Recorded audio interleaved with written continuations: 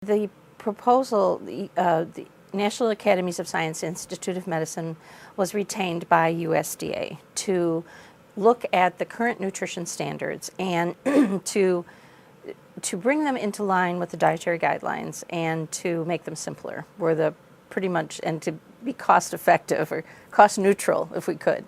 And so those were the three basic tenets that we had to work with from USDA. So a panel was empowered under Dr. Virginia Stallings out of the University of Pennsylvania. And I had worked on a previous committee with Dr. Stallings on setting nutrition standards for foods outside of school meals in schools, so for the a la carte and everything. I had spent the 2 years prior to the 2 years I spent on this commission, serving on that commission. So I pretty much knew what I was getting into. So we had this committee, and we had the charge from USDA. So you'll find, if you look at the report, that it is divided up into two phases, phase 1 and phase 2. So phase 1 was to look at the beliefs or the values that we looked at, the charge from USDA, and the methodology that would be used to get to the correct nutrition standards. The methodology for the Institute of Medicine is very basic and very important. Nothing can be considered if it doesn't have scientific evidence that is peer-reviewed. It has to be scientific. So, for example, you'll find in a lot of reports from IOM, there's no mention at all, just as an example of sweeteners, non-sugar sweeteners in foods, because there's no scientific evidence to back that up. There is scientific evidence to back up non-sugar sweeteners in beverages, but not in food. So the Institute remains silent on anything that doesn't have a scientific basis behind it. So the process became how to simplify the existing regulations and get to the nutrients that were needed for children. The first thing we did was the nutritionists and the food scientists in the group and the dietitians created the nutrition standards based on 24 essential nutrients. And that would have been really ungainly to try to track 24 nutrients. So, and we knew most people would not have the ability to do that, or even the computers and the software to do that. That would be asking a lot. So to simplify it, we went to one food-based program. There used to be a food-based meal pattern, an enhanced food-based meal pattern, and a nutrient-based meal pattern. That's what exists now in USDA. What the recommendation says is, let's go to one food-based, and if you provide these foods in these servings over a week, the nutrients will follow. But we had to prove that scientifically. So we took existing school menus, we analyzed them for their nutritional value. We changed the name from nutrient standards to nutrient targets. And I'll explain why in just a moment. But if we got those essential nutrients through these foods, we'd have the majority of the kids covered. What we did was we looked at, it's like a bell graph, like this. So there are always going to be children at one end who don't get enough of the nutrients. There are always going to be children at the other end who get too many. And what you want to do is find the optimum in the middle. And what target do we set that the most children in the United States will get the benefits? So that's what we did. We analyzed menus. Then we took those menus and revised them according to the nutrient values we wanted to achieve, the nutrient targets. And then we reassessed that, and then we developed a meal pattern for the week that would encompass all of those nutrients.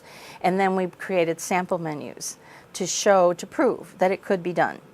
The differences in the old methodology and the new are that the new one way to do things, much simpler.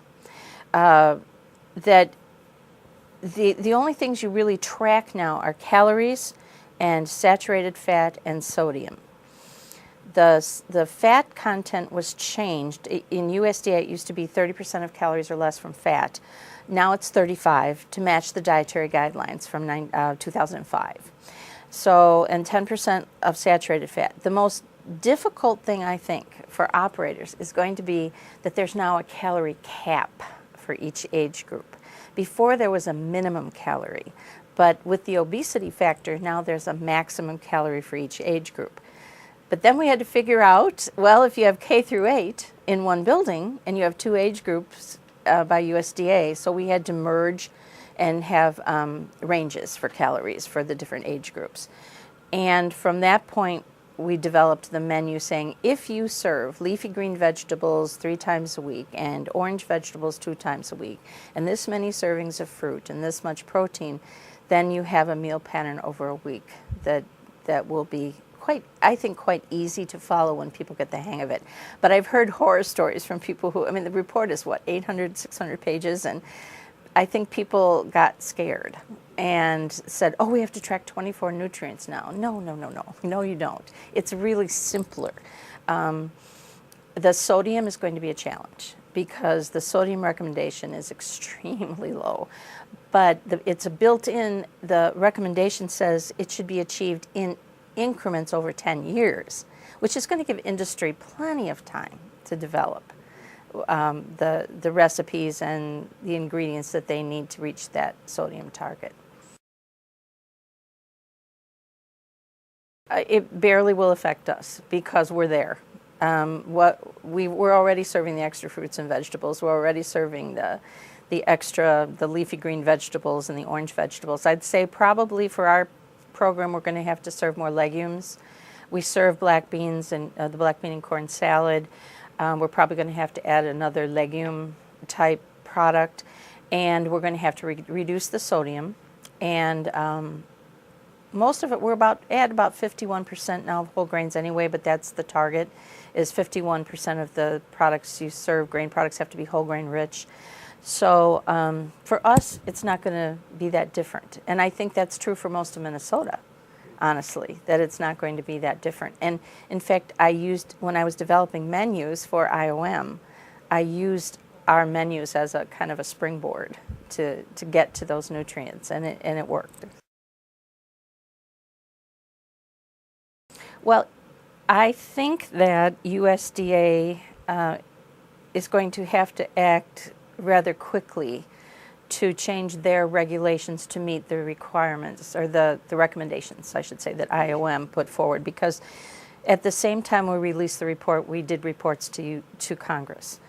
In fact, I actually had a congressman call a person I know and ask for a kind of an early bird report on it, and I said, I can't do that. There's confidentiality agreement, very strict one.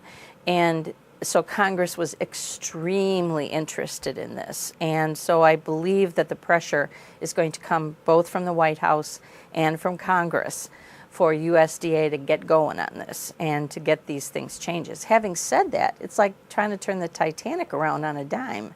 It's millions and millions and millions of students in thousands of school districts, and it's going to take training, and it's going to take materials, and it's going to take mentoring, and getting rid of the fear.